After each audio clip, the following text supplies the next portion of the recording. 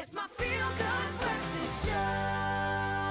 Welcome back to your Feel Good Breakfast Show. It's Expresso right here on SABC3. Now, it's the most wonderful time of the year. The festive season is a time for family gatherings, lunches, dinners, socializing with friends, and of course, entertaining the children while they're on school holidays. And for some, this is a dream, a time to reconnect with loved ones, seldom seen. For others, this can also be a nightmare of too many house guests, family politics, and arguments, and of course, spending way too much money. How does your relationship with your partner survive all the holiday distractions and stresses? Well, Dr.Eve is in the hot seat this morning to engage with you and your questions as well as your comments, so please do give us a call on 021-430-9881. Dr. Eve, so good to have you in the hot seat this morning. Very hot. Even though you handle the hot seat very, very well. Ah, thank you. Like we said, this is a wonderful time. You know, it's festive season. We're excited for the break. It's supposed to be a wonderful time. But it also can be a very stressful time. Yeah.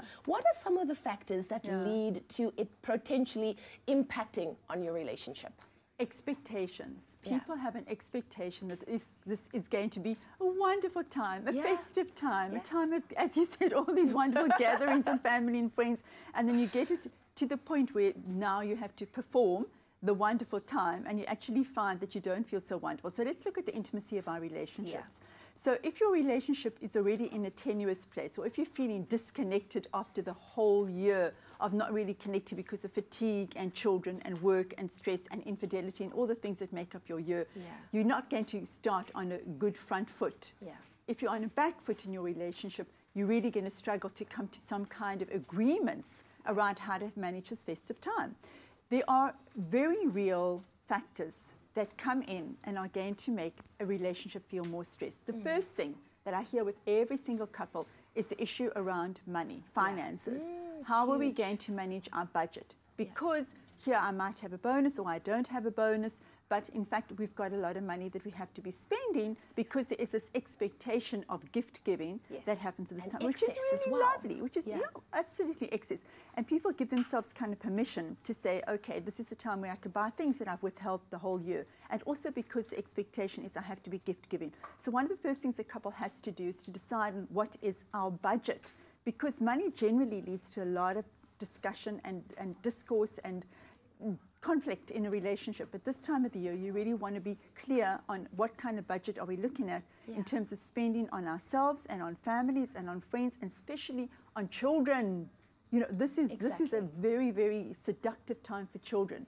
They see all the twinkly lights and all these gorgeous decorations, and what they want is to have gifts and unwrap gifts. So you have to be very clear on boundaries around gift giving and money, because that's the number one thing that's going to be difficult. I also wanted to know, and we probably should, you know, kind of address this when we come back.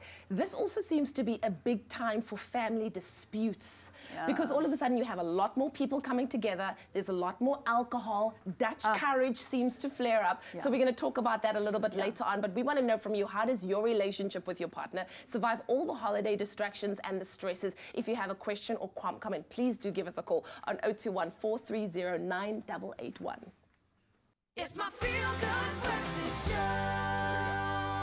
Well, our relationship expert, Dr. Eve, is in the hot seat, and we're discussing ways to manage your relationship through all the stresses and distractions that take place over the festive season. So please do give us a call on 021-430-9881 for questions and comments. This is very real. There's a reason why people only meet once a year. It's not just because it's Christmas. Maybe that's all you can really handle, is that yearly, that annual meetup. But let's talk about, you know, the fact that sometimes, you know, disputes get brought up, issues get brought up, fights get brought up, and it could be fueled by the fact that there's a lot more alcohol, a lot more festivity, a lot more Dutch courage going around. Let's talk about that for a second. Alcohol is a real issue because it's a disinhibitor and makes people say things that they shouldn't be, like family secrets that are suddenly going to be coming out. But it seems to be like absolutely trivial things that people get hooked into over the Christmas table, like things like, where are people going to sit, who's going to be hanging out in whose house. And I'm focusing specifically today on the couple. You know, what does it do to your relationship? How do you, in an inebriated or in a sober state, decide which family you're going to go and visit and who's going to be coming to your dinner table? because one of you may feel very strongly about having members of the family that the other person doesn't want to have. Then we have the other situation where maybe you've just got into a new relationship and then you want to blend in to meeting each other's families. Is Christmas a good time to be doing that? It depends on the relationship that you have with your own family, if you feel bold enough to be able to bring in a new person. And then there's also blended families, Leanne. You know, during the year, a lot of people get divorced and reblend with new families again, and so they've got to integrate those people. I think those are very taut and difficult situations to be bringing them into a Christmas situation. But the alcohol, if there's going to be excessive use of alcohol or reliance on alcohol to get through those uncomfortable situations, it's going to exacerbate things. So I really would urge people to try and moderate your alcohol use, because it doesn't lend itself to intimacy or to good conversation or communication with when you have to make these difficult decisions, because there are difficult decisions that couples have to make around how do we spend time with your family, with my family, which people are important to us. There's also a real big issue around time because of the expectation of families that we have to spend time together. I mean, what is this time together? How much time together? Exactly. And how are we going to do it? You know, do we want to be stuck in a room where we're all sitting together where there's tension, or can we be in a picnic where there's freedom for people to move around? So be very mindful around the situation that you create to be able to be hanging out together. In our next segment, Dr. Eve, I want to talk about the issue of finances. I think with our economic climate currently in South Africa, there's a lot of people that are going to go into the festive season, into Christmas, with very little, if not any money. The expectation of one partner on another to provide when there actually is nothing to provide, and the kind of debt that you go into. So if you do have anything that you'd like to add or maybe ask, you can give us a call right now. The number is 021-430-9881. These are very real issues that people are going through right now in the festive season, and Dr. Eve is here to help. It's my feel-good breakfast show.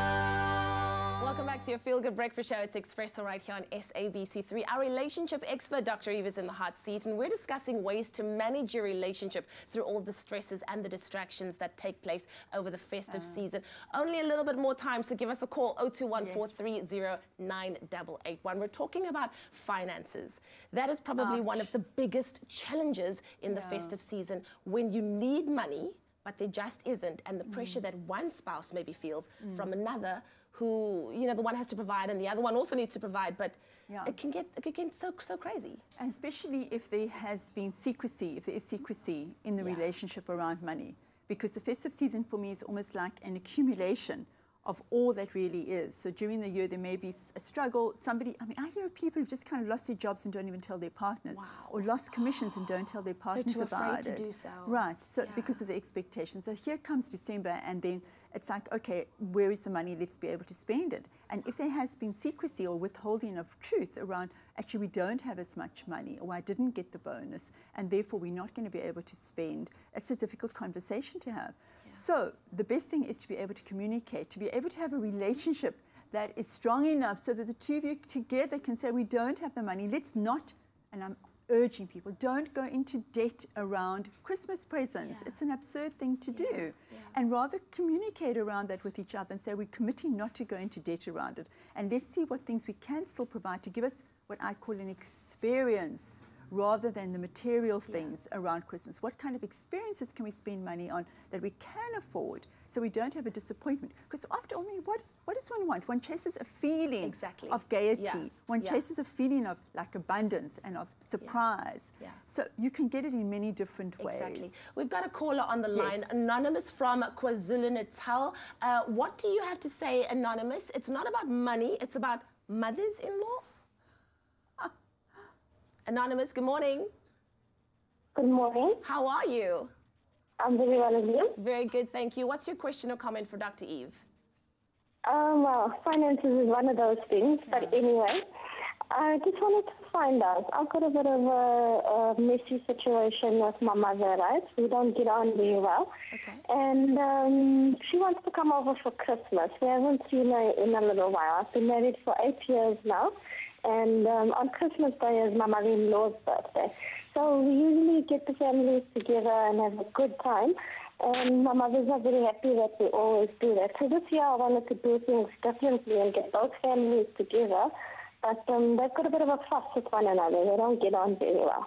So I want to know what would be the best situation or the best setting to have a good Christmas without arguments.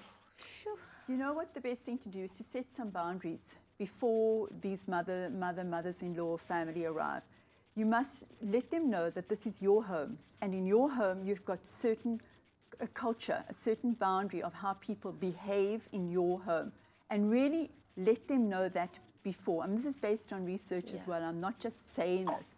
It's really important that you and your partner, if you do have a partner, together make an agreement, because you have to stand together as a couple, that this is not the behavior you're going to tolerate in your home. And then you want to let people know that you love them to come, you're so welcoming, you're so looking forward, and part of what they have to agree to when they come into your house is there isn't going to be conflict at your table, that you really look forward to everybody being friendly, being respectful and kind towards each other, because anything else is not going to be tolerated at your table, and you will then ask people to leave. And you have to stick with that, because then they will respect you.